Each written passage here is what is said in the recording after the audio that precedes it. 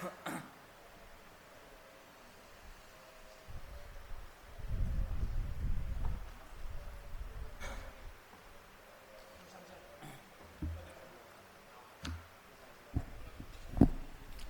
satu.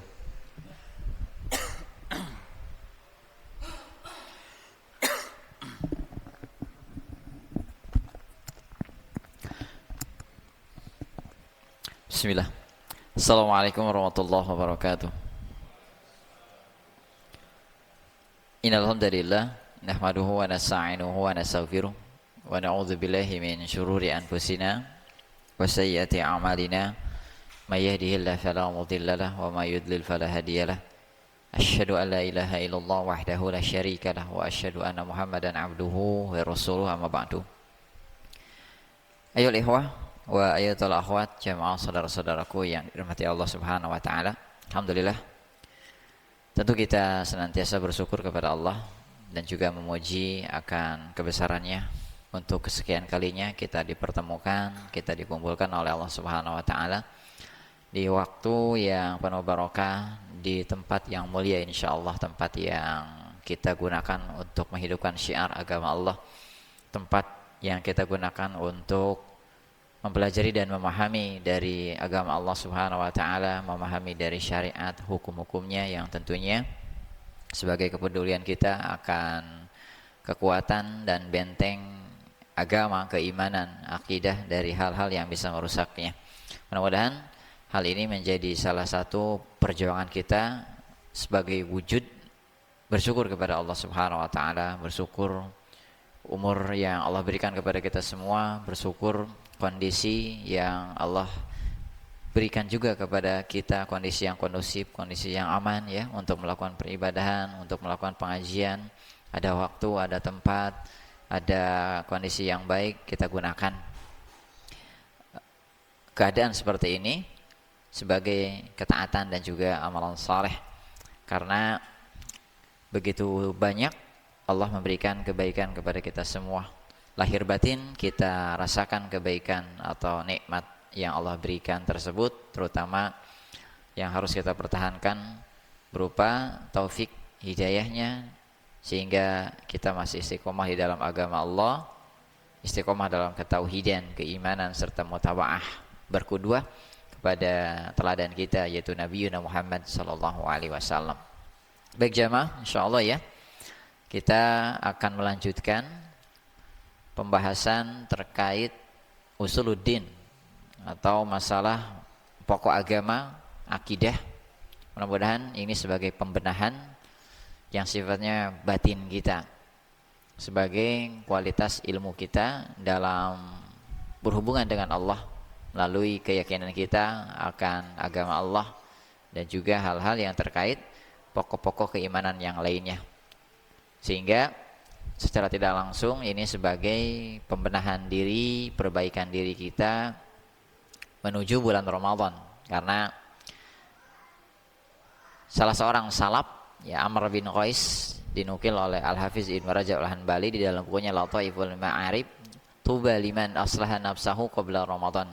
Jadi beruntunglah bagi siapa yang memperbaiki dirinya sebelum datang bulan Ramadan. Perbaikan yaitu perbaikan berupa pembenahan diri, akhlak, pembenahan di dalam masalah hati serta hal-hal yang lainnya, agar seseorang bisa berkualitas di hadapan Allah Subhanahu wa taala di bulan sebelum datangnya bulan Ramadan. Baik jamaah, kita akan sempurnakan ya, mudah-mudahan waktunya cukup sampai menjelang Isya, terkait masih di dalam suatu pembahasan akidah atau manhaj yang tentunya melibatkan beberapa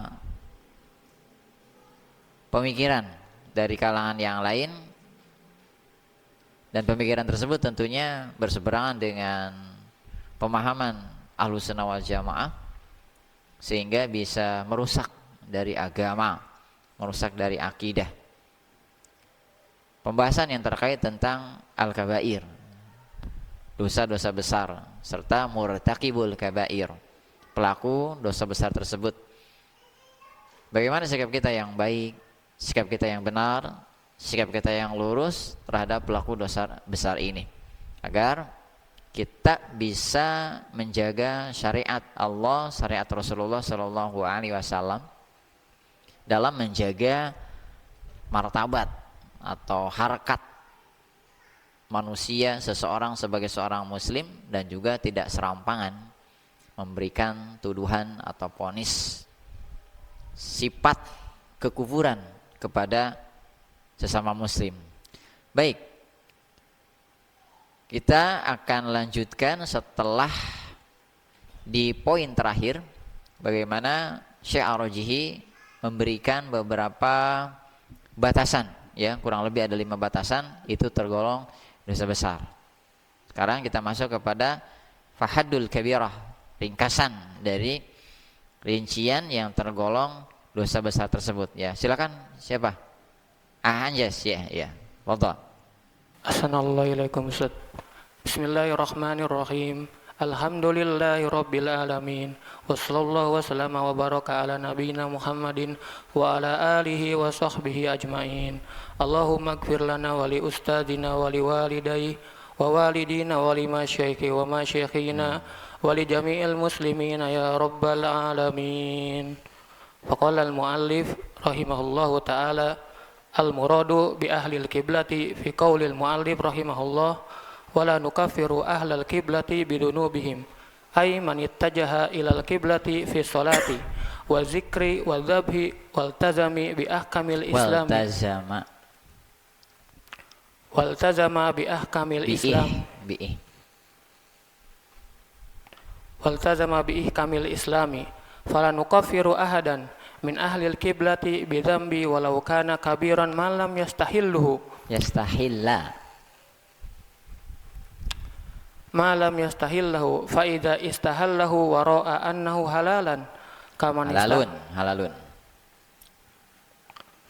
wa ra'a annahu halalan kama istahallal khamra fa qala innahu halalun kufrun li'annahu istahalla amran ma'luman min ad-dini bid-darurati aw istahalla riba aw istahalla uquqal walidaini wa qati'atar rahimi aw ra'a anal hukma bi ghairi ma anzalallahu halalun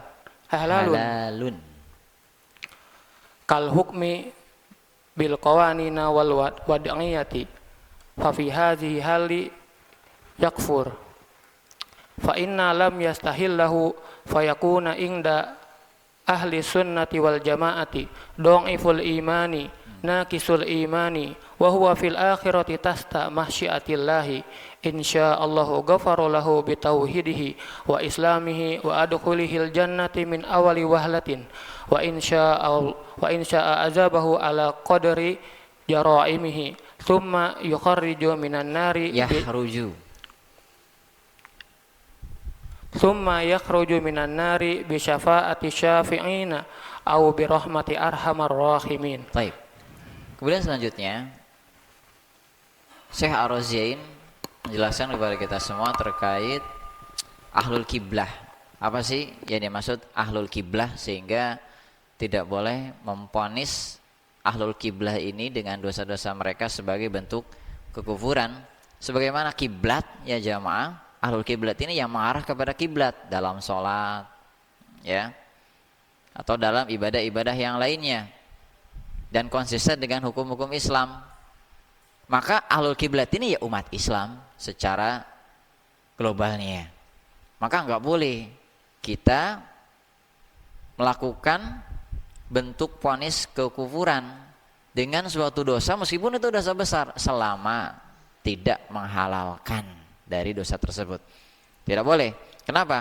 Kalau menghalalkan suatu dosa yang memang itu Allah haramkan, ya, lalu dengan pola pikirnya, dengan pernyataannya dia halalkan, sehingga sama saja mengubah syariat Allah Subhanahu wa taala. Sehingga sebagai contoh, siapa yang menghalalkan minum khamar, siapa yang menghalalkan perkara-perkara yang itu darurat banget dalam umat Islam atau dalam syariat Islam, seperti menghalalkan zina atau riba, ini jatuh kepada kekufuran. atau menghalalkan dosa-dosa yang lainnya seperti uququl walidain, menghalalkan dalam durhaka kepada orang tua, menghalalkan dosa memutus tali silaturahim, atau dia berpandangan bahwa hukum yang selain Allah turunkan itu adalah hal yang halal, bahkan baik. Nah ini sama, jatuh kepada kekufuran. Seperti apa? Berpandangan baiknya hukum undang-undang yang diletakkan oleh manusia, qawanil basyariyah. Ini pun dalam keadaan dia pemikirannya seperti itu, jatuh kepada kekufuran. Maka jamaah, sikap kita nih sebagai seorang ahlussunnah, mudah-mudahan insyaallah selama seseorang melakukan dosa besar, ya, tidak sampai menghalalkan dosa tersebut bagi akidah ahlussunnah wal jamaah, sifat yang melekat pada dirinya dhaiful iman, imannya lemah. Tuh, ya, pelaku dosa besar imannya lemah, atau naqisul iman, imannya turun. Imannya masih ada. Kan kita sudah jelaskan, ada mutlakul iman, ada imanul mutlak. Sudah ya? Masih ingat nggak? Coba Kak Ahmad, mutlak iman apa artinya? Ada mutlak iman, ada iman mutlak. Masih ingat nggak? Kalau mutlak iman apa? Kalau iman mutlak apa? Oh, itu naon ajar. Mutlak iman itu apa? Imannya masih ada, mutlak berarti kan. Kalau iman dibalik, imannya mutlak, berarti sempurna keimanannya. Nah, orang yang melakukan dosa besar selama tidak menghalalkannya, mutlak iman, dia masih punya iman. Meskipun imannya lemah, imannya berkurang. Dan nanti sikap kita di akhirat itu berada di dalam masyiah Allah. Di akhirat berada di dalam kehendak Allah Subhanahu wa taala. Kalau Allah berkehendak, Allah akan ampuni dengan sebab ketauhidannya dan dengan sebab keislamannya, dan Allah nanti akan memasukkan ke dalam surga. Cuma tidak dalam rombongan yang pertama. Paham ya? Berarti dalam rombongan yang lainnya dibersihkan dulu oleh Allah Subhanahu wa taala di azab. Dan apabila Allah berkehendak, nanti Allah azab. Allah siksa sesuai kadar jarimahnya, sesuai kadar kezalimannya, lalu dia keluar ya dari neraka dengan syafaat orang-orang yang diberikan syafaat, atau orang yang memberikan syafaat, ataupun dengan rahmat dari Allah Subhanahu wa taala. Nah itu jamaah ya, sikap kita terhadap pelaku dosa besar. Nah kita tekankan kembali, silakan. Fasahibul kabirati inda ahli sunnati wal jamaati naqisul imani fala yusabbitu lahul iman fala yathbut lahul imani mutlaqi wala yunfi anhu mutlaqil imani bal la budda minat taqyidi fin nafi wal isbati fala yuqalu fi sahibil kabirati kazani wa syaribil khamri annahu mu'minun bi itlaqi bal yuqalu mu'minun bi imanihi fasikun bi kabiratihi au mu'minun asin au mu'minu naqisul imani wa kadzalika la yunfi anhu al imani fala yuqalu laisa bi mu'minin bal la budda minal qayyidi yuqalu laisa bi mu'minin haqqin au laisa bi sadiqinil imani. Fasahibul kabirati yusamma musliman wala yusamma mu'minan inda ahli sunnati wal jamaati fala yusamma mu'minan bi itlaqi innama yutlaqul ismul imani alal mu'minil ladzi adal wajibati wa tarkul muharramati wa tarkal, jadi maf'ul bih itu, wa tarkal muharramati fayuqalu hadza muslimun kama qala Allah ta'ala innamal mu'minuna alladzina idza dzukirallahu wajilat qulubuhum wa idza tuliyat alaihim ayatuhu wa zadatuhum imana وعلى ربهم يتوكلون الذين يقيمون الصلاة ومما رزقناهم ينفقون أولئك هم المؤمنون حقا لهم درجات عند ربهم ومغفرة ورزق كريم سورة الأنفال هؤلاء هم المؤمنون حقا أداء الواجبات وترك المحرمات قال سبحانه وتعالى إنما المؤمنون الذين آمنوا بالله ورسوله ثم لم يرتابوا وجاهدوا بأموالهم وأنفسهم في سبيل الله أولئك هم الصادقون سورة الحجرات هؤلاء هم الصادقون في إيمانهم فالمستقيم على طاعة الله المنتهى أما حرم الله عليه يسمى مؤمنا بإطلاق ومسلما بإطلاق. Taib. Maka kita tekankan kembali pelaku dosa besar ya menurut Ahlussunnah wal Jamaah itu imannya turun. Maka tidak kita tetapkan baginya iman yang mutlak. Tuh paham ya? Tadi mutlak iman mutlak. Karena pelaku dosa besar imannya nggak sempurna, berarti nggak kita tetapkan bagi dirinya iman yang sempurna. Tapi juga tidak hilang keimanan dari dirinya, artinya mutlak imannya ada meskipun melakukan dosa besar. Tapi harus ada takyid, ikatan jamaah untuk lebih mendetailkan kembali. Sehingga kata Syekh ada ikatan tentang penapian atau peniadaan ataupun ikatan tentang penisbatan, penetapan. Saya mengatakan maka tidak dikatakan bagi pelaku dosa besar, katakanlah seperti orang yang berzina atau orang yang minum khamar, itu dalam mukmin secara mutlak, tidak. Ya. Tetapi dikatakan beriman dengan imannya dan juga fasik dengan dosa besarnya bagi seseorang yang melakukan dosa besar. Tidak dipandang sebagai iman yang sempurna, tetapi dia beriman dengan keimanannya karena masih ada iman gitu.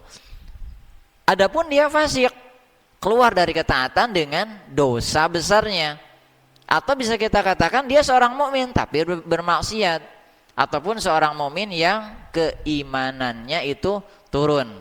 Jadi enggak bisa kita katakan pelaku dosa besar kufur, tidak, karena masih ada iman. Tapi dengan sifat iman yang tadi kurang, turun, ya, maksiat, fasik dengan dosa besarnya. Begitupun tidak hilang keimanan dari dalam dirinya, artinya yang melakukan dosa besar tersebut, sehingga tidak dikatakan dia sudah tidak beriman, enggak. Akan tetapi adanya ikatan di dalam mensifatinya, sehingga dia bukan seorang mukmin dengan benar. Iya, statement kayak gitu benar ya. Dia bukan seorang mukmin dengan benar.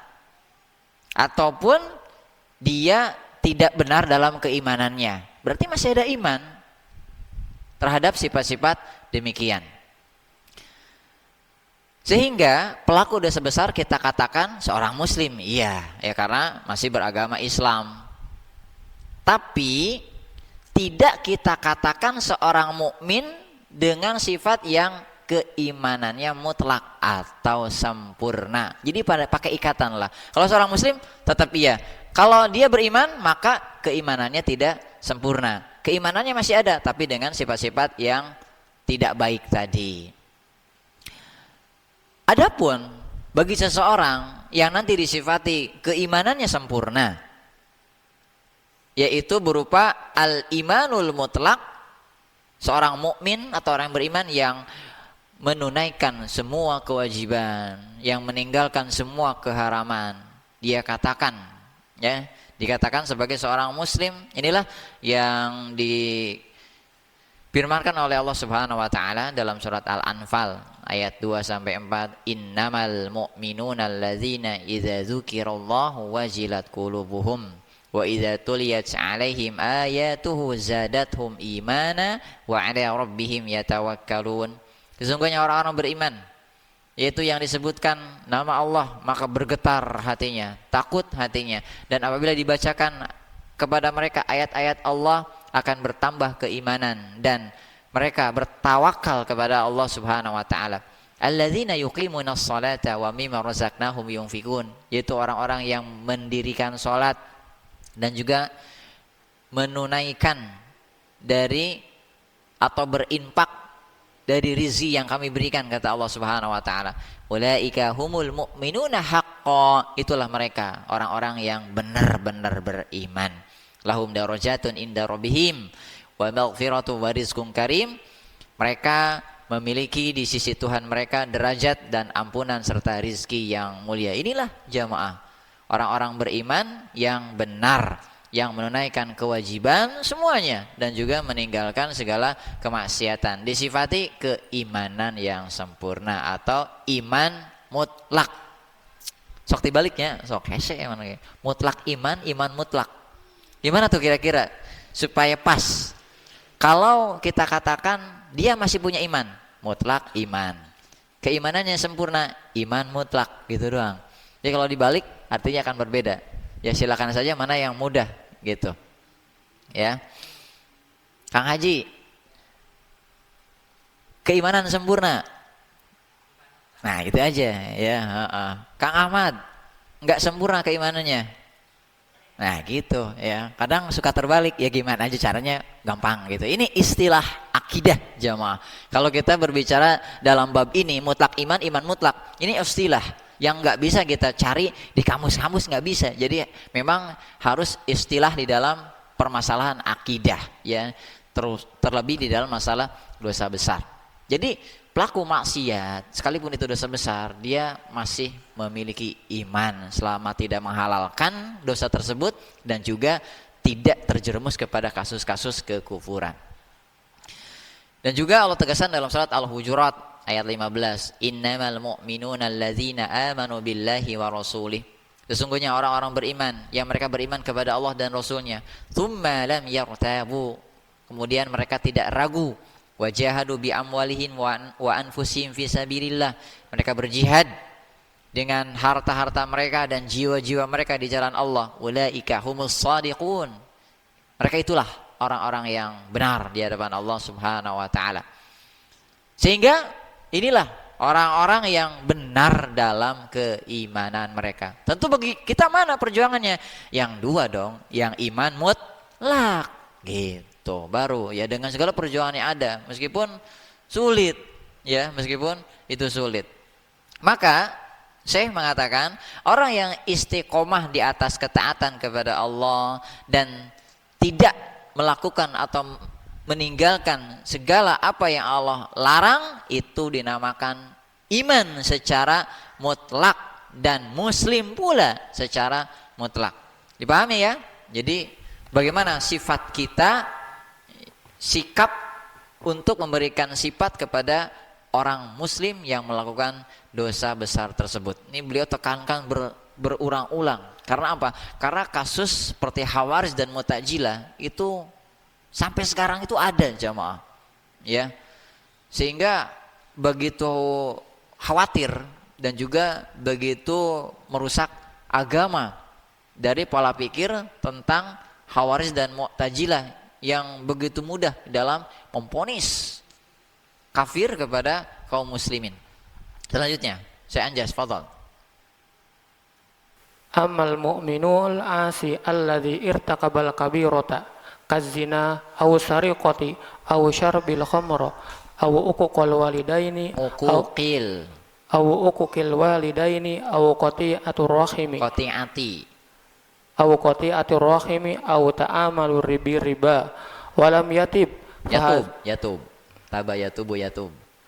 walam yatub fahada la yusamma mu'minan bi itlaqin wala yusabbit lahul imani bi itlaqin wala yunfi anhul imani bi itlaqin walakin yusabbitu lahul islami fayuqalu muslimun fa idza qalat an syariki qulta fa idza qulta an syariki inda ahli sunnati wal jamaati mu'minun takunu qad akhta'at wa idza qalat laisa bi mu'minin takunu akhta'at aidan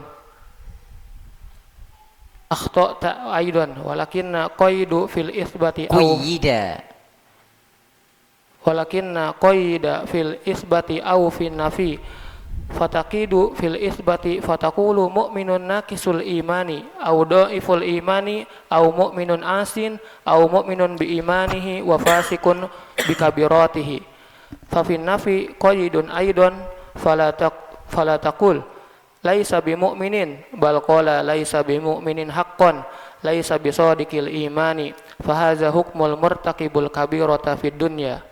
Baik. Selanjutnya kita tekankan lagi jemaah. Adapun orang mukmin, pelaku maksiat yang melakukan dosa besar seperti zina, ya. Ini kasus dosa besar, zina, mencuri, dosa besar. Ya, mencuri jemaah. Kenapa? Karena ada hadnya kan. Potong tangan sampai pergelangan tangan. Batasannya itu kalau 1/4 dinar.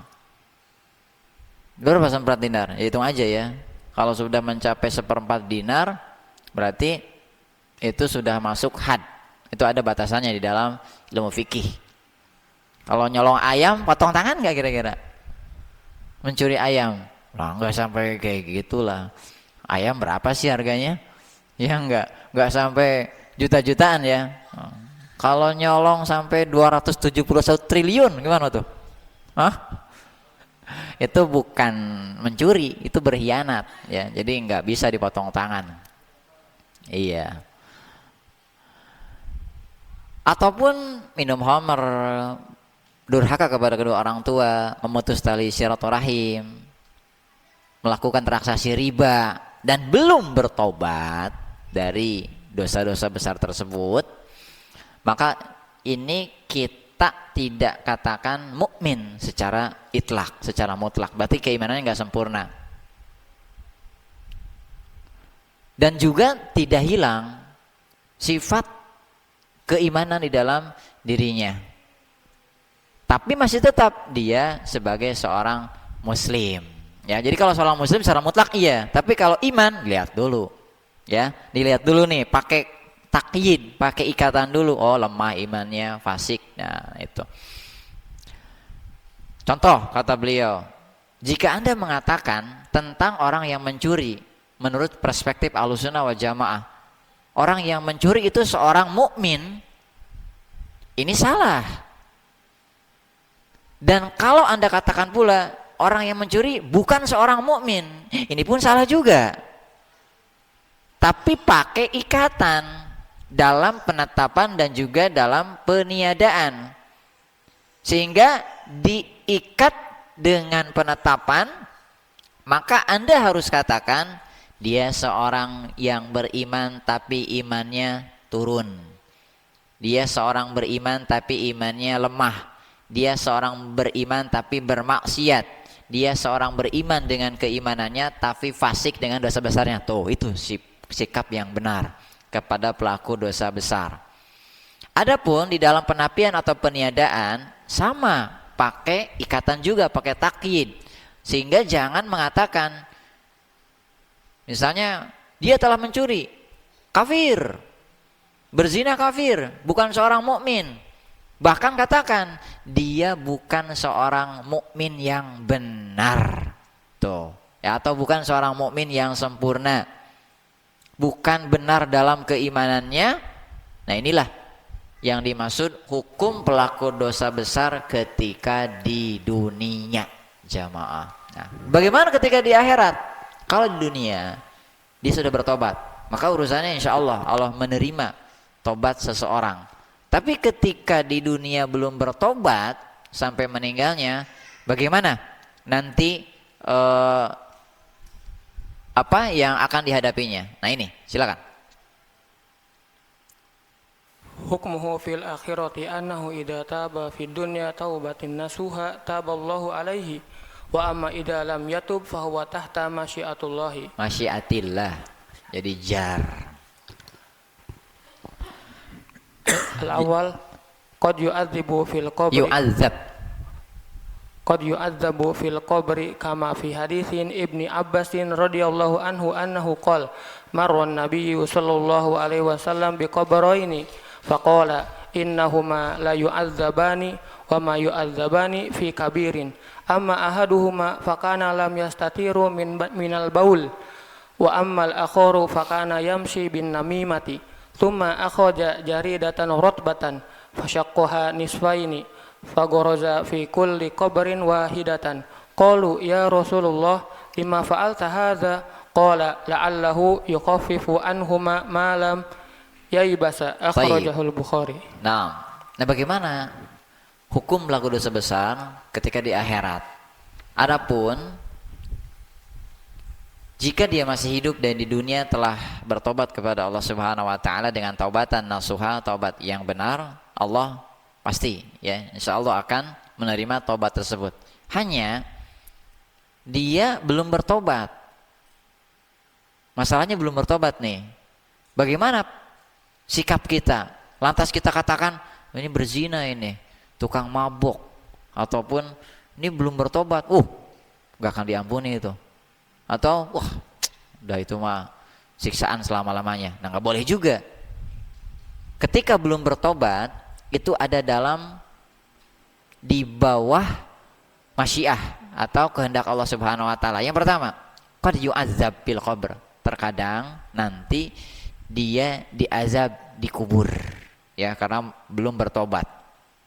Sebagaimana dalam hadis Imam Bukhari ketika Rasulullah SAW melewati 2 kubur. Lantas beliau berkata, innahuma la yu'adzabani. Sesungguhnya pemilik 2 kubur ini sedang diazab. Wa ma yu'adzabani fi kabirin. Tapi 2 penghuni kubur ini tidak diazab karena dosa besar. Amma ahaduhuma fakana la yastatiru minal baul. Adapun salah satu dari keduanya tidak berlindung dari air kencing, tidak bersuci, tidak menjaga aurat, bisa. Wa amal akharu fakana yamshi bin namimah. Adapun kuburan yang satunya lagi dia selalu menyebarkan adu domba, berita adu domba. Summa akhadha jaridatan ratbatan. Lalu beliau mengambil pelepah yang masih basah, fashaqqahuma nisfain. Lalu beliau bagi 2, fa gharaza fi kulli qabrin wahidatan. Beliau tancapkan ya di 2 kubur tersebut. Qalu ya Rasulullah lima fa'alta hadza. Maka para sahabat berkata, ya Rasulullah, kenapa Anda melakukan hal ini? Qala, Rasulullah bersabda, la'allahu yukhaffifu anhuma malam yaibasa. Mudah-mudahan Allah meringankan dari keduanya selagi pelepah ini masih basah. Ini khusus ya untuk Rasulullah. Kadang orang salah. Kenapa? Jadi analoginya tabur bunga. Nah, ini salah jamaah. Jadi tabur bunga, Rasulullah aja pelepah kurma biar keadaannya baik gitu, nggak diazab. Loh, itu mah Rasulullah punya mukjizat lah kita gitu kan. Jadi seakan tindakan seujon nantinya, seujon disiksa nih, punya kubur disiksa, kan nggak baik kayak gitu. Jadi ya nggak ada tabur bunga dan yang lainnya. Jadi yang pertama, terkadang diazab nanti di kuburannya kalau belum bertaubat ya dari dosa-dosa yang ada. Yang kedua, silakan. Asani qad tusibuhu ahwali wasadaidu yaumal qiyamati. Yang kedua, terkadang nanti dia akan mendapatkan keadaan di mana yang mengerikan, keadaan di mana yang memang menyulitkan pada yaumul qiyamah karena dosa-dosanya, karena dia belum bertobat kepada Allah Subhanahu wa taala. Bisa di yaumul mahsyar, tenggelam karena keringatnya dan lain sebagainya. Itu yang nantinya akan dihadapi. Kemudian yang ketiga, as-salis qad yustahiqqu dukhulun nari thumma yushfa'u fihi fala yudkhiluha. Yang ketiga ini bisa jadi dia ditetapkan atau berhak masuk ke dalam neraka lalu diberikan syafaat. Belum masuk neraka, tapi diberikan syafaat sehingga tidak memasuki neraka tersebut. Itu opsi-opsinya jamaah. Jadi kita nggak bisa mengklaim ya orang meninggal dalam keadaan dosa besar, kita nggak bisa mengklaim ini. Kemudian nomor 4, Ar-rabi qad yudkhilun nari yadkhulun nara. Qad yadkhulun nara thumma yu'adzibu yu'adzabu bi qadari jaraimuhu wa ma'ashihi wa qad qad yaghfirullahu lahu kama qala Allah Ta'ala innallaha la yaghfiru ay yushraka bihi wa yaghfiru ma duna dzalika liman yasha. Suratun Nisa. Fayaghfirullahu lahu fala yu'adzabu fayaghfiru lahu bidinihi wa tauhidihi wa islamihi. Adapun yang keempat, bisa jadi jamaah ini belum bertobat dari dosanya, dia masuk neraka, kemudian diazab sesuai kadar dosa-dosanya dan maksiatnya. Dan nanti kemungkinan juga Allah akan mengampuni dari hamba tersebut atas dosa-dosanya, sebagaimana dalam surat An-Nisa ayat 48 Allah Ta'ala mengatakan innallaha la yaghfiru an yushraka bih wa yaghfiru ma duna dzalika liman yasha. Sesungguhnya Allah sesungguhnya tidak akan mengampuni dosa syirik, dan Allah akan mengampuni dosa selain itu bagi yang dikehendaki oleh Allah. Sehingga Allah mengampuni bagi pelaku dosa tersebut. Dan Allah tidak mengazab. Bahkan Allah mengampuninya dengan agama dan ketauhidan serta Islamnya, kembali kepada masyiah, kehendak Allah Subhanahu wa taala. Bisa Allah azab atau bisa Allah ampuni. Itu poin yang keempat. Poin yang kelima, Al-khamis qad yu'adzabu muddatan thumma yusfa'u fihi nabiyyina sallallahu alaihi wasallam awil afratu fayashfa'uhumullahu fayukhriju minan nari. Tapi yang kelima, yang terakhir, kemungkinan ketika dia belum bertobat dari dosanya, bisa jadi diazab dengan rentang waktu tertentu, lalu diberikan syafaat oleh Rasulullah Sallallahu Alaihi Wasallam, atau syafaat dari afrad. Afrad itu adalah orang yang meninggal tapi belum mencapai umur yang baligh. Nah itu jamaah ya. Makanya kita harus ridho, harus sabar. Punya anak ya masih bayi meninggal, punya anak belum baligh meninggal, ya mudah-mudahan jadi nantinya memberikan syafaat bagi kedua orang tuanya, sehingga nanti akan keluar dari neraka dengan syafaat-syafaat tersebut. Ya, hulasahnya silakan.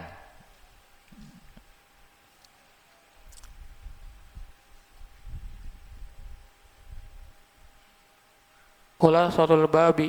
Enggak, waqad sabaqalana maksudnya, nah itu maksud anak itu. Waqad sabaqalana anna Nabi sallallahu alaihi wasallam yashfa'u arba'u syafa'atin arba'u marratin fi kulli marratin yakudallahu lahu hadda fayukhrijuhu minan nari wa hum usatul muwahidina ahlul kabairi fahazamata alal ghibati fahazamata ala namimati fahazamata ala uquqil walidaini wahazamata ala qati'atur rahimi wahazamata ala ta'amilu birriba wahazamata ta'amalu birriba wahazamata ala zina min ghairi taubatin wahazamata ala syariqati wahazamata ala niyahati min ghairi taubatin wa ba'dul usati yatulul maksahu finnari bisababi kathiratin jaraimuhu wa ma'asihi au bisababi gilzuha wa fukhshiha walakinna fin nihayati la budda an yukhraja minan nari bi imanihi wa tauhidihi wa islamihi wa la yabqa fin nari illa al-kufrati hadhihi aqidatu ahlu sunnati wal jamaati fi murtaqibil kabirati fid dunya hukmuhu annahu yuqamu alaihi al-haddu in kana alaihi haddun wa la yakfur fala yukaffiru ahadan min ahli al-qiblati bi dhanbi ma lam yastahilluhu fa idza istahalluhu wa iktiqadi annahu halalan faqad kafar li'annahu yakunu mukadzibu lillahi kaman qala inna zina halalun wallahu yaqul wala taqrabuz zina innahu kana fahishatan wa sa'a sabila. Suratul Isra. Fa idza i'tiqada hillahu faqad kadzaballahu wa man kadzaballahu kufrun wa man kadzaballaha kufrun wa illa fa innahu yakunu mu'minan asiyatan naqisul imani dha'iful imani fid dunya wa alaihi al-wa'idu fil akhirati wa qad yu'fa anhu wa qad yu'adzab walakinna la yumkin an yabqa fin nari daiman bal labudda an yukhraja ma'a usat al muwahhidina bi tauhidihi wal imani wal muradu anna man mata ala tauhidihi khalisin walam yaqa fi amalihi syirkun akbarun wala kufrun akbarun wala nifakun akbarun wala zulmun akbarun wala fusukun akbarun wa innama mata ala kabirati duna syirki min ghairi taubatin fahuwa fil akhirati tahta masyiatillahi. Taib, terakhir ya. Ini belum selesai jamaah, pembahasannya lumayan panjang ya, karena kita bagaimana membedah ya pendalilan yang benar sekaligus membedah statement yang tidak benar juga dari kalangan seperti Khawarij ataupun Mu'tazilah terkait kasus pelaku dosa besar. Maka bagi kalangan pelaku maksiat dari orang-orang yang bertauhid, jadi orang-orang yang bertauhid tapi melakukan dosa-dosa besar, contoh meninggal tapi dalam keadaan ghibah, belum bertobat, dalam keadaan namimah, adu domba, dalam keadaan durhaka kepada orang tua, meninggal dalam keadaan memutuskan tali silaturahim, meninggal dalam keadaan bertransaksi riba, meninggal masih dalam perzinahan, belum bertobat, meninggal tapi masih ada dosa mencuri, niyahah meratap, belum bertobat dari kematiannya. Dan ada sebagian pelaku dosa besar itu memang lama ya di neraka, lama sekali, karena sebab begitu banyak kezaliman dan dosanya, seperti membunuh. Itu jamaah, lafaz hulud atau kekal itu saking lamanya dosa membunuh itu, atau kekejian yang lainnya. Tapi nanti akan dikeluarkan oleh Allah Subhanahu wa taala dari neraka dengan keimanan, dengan ketauhidan dan keislamannya. Kecuali yang paten di neraka ya, itu orang-orang kafir. Orang-orang yang memang tidak beriman kepada Allah Subhanahu wa taala. Inilah akidah Ahlussunnah wal Jamaah dalam menyikapi para pelaku dosa besar di dunia dan bagaimana nantinya di akhirat kelak. Maka sekali lagi, ahlul kiblat ya, umat Islam yang melakukan dosa besar selama tidak menghalalkan dosa tersebut tidak dikufurkan, kecuali dengan berkeyakinan bahwa dia memiliki keyakinan yang halal terhadap suatu dosa. Kenapa? Karena itu sama saja berdusta kepada Allah Subhanahu wa taala. Ketika Allah taala mengatakan wala taqrabuz zina innahu kana fahisyatan wa sa'at sabila, janganlah kalian mendekati zina karena itu adalah perbuatan yang keji dan seburuk-buruknya jalan. Ketika Allah mengatakan demikian, lalu muncul zina ini halal, maka ya nggak bisa jamaah. Itu bentuk kekufuran kepada Allah Subhanahu wa taala, sama saja berdusta kepada Allah Subhanahu wa taala. Maka ketika seseorang berkeyakinan akan halalnya suatu dosa, telah berdusta kepada Allah, dan yang berdusta kepada Allah itu adalah kufur. Kecuali seorang mukmin yang bermaksiat, turun keimanannya, lemah imannya ketika di dunia, tapi nanti dia mendapatkan ancaman di akhirat. Bisa jadi diampuni, bisa jadi juga diazab oleh Allah Subhanahu wa taala, akan tetapi tidak mungkin kekal di neraka selama-lamanya. Sehingga pelaku dosa besar dari kalangan bertauhid dan orang-orang beriman itu pasti akan keluar jamaah ya dari neraka. Inilah pentingnya kita ya ngaji tauhid itu di situ. Jangan sampai mati dalam keadaan syirik gitu, masih membawa dosa kesyirikan. Yang dimaksud adalah ketika seseorang meninggal dalam keadaan tauhid yang murni, tidak terjerumus atau terjatuh kepada amalan kesyirikan. Syiriknya besar, kufurnya besar, kasus kufurnya besar, bukan kemunafikan besar, tidak kezaliman besar, tidak kefasikan besar, akan tetapi dia meninggal dalam keadaan dosa besar dan belum bertobat, tapi bukan kesyirikan. Nah ini nanti di akhirat adalah berada di dalam kehendak Allah Subhanahu wa taala. Ya, semoga bisa diambil ya garis besarnya bagaimana sikap kita yang baik dan benar terhadap pelaku dosa besar. Ini belum. Nanti kepada mazhab ahlul bidah fi murtakibil kabirah. Bagaimana pernyataan atau akidahnya orang-orang yang berseberangan dengan sunnah dalam menyikapi dosa besar. Ada 3 jamaah, 3 sekte besar. Yang pertama Khawarij, yang kedua Mu'tazilah, dan yang ketiga nanti Murji'ah, ya, di dalam pelaku dosa besar tersebut. Insya Allah nanti kita akan selesaikan, kita akan sempurnakan di kesempatan yang akan datang. Mudah-mudahan Allah berikan kesempatan tersebut ya. Kalau melihat jadwal masih ada 1 kali pertemuan lagi ya. Itu terakhir nanti menjelang Ramadan. Mudah-mudahan bisa diselesaikan sehingga ini bab lumayan panjang, tidak bisa sekaligus karena memang kita harus konsentrasi gitu dalam pembahasan yang satu ini. Baik, itu saja ya jamaah. Insya Allah karena sudah masuk isya, adapun nanti kalau ada pertanyaan bisa disampaikan pada kesempatan yang akan datang.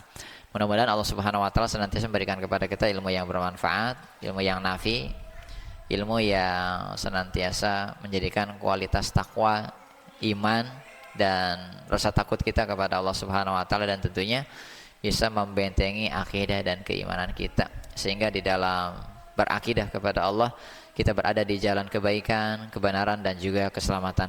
Nasallallahu alaihi wa sallallahu ala nabiyina Muhammadin wa akhiru da'wana alhamdulillahi alamin. Kita tutup pengajian kita dengan doa penutup majelis. Subhanakallahumma bihamdika asyhadu an la ilaha illa anta astaghfiruka wa atubu ilaik. Wassalamualaikum warahmatullahi wabarakatuh.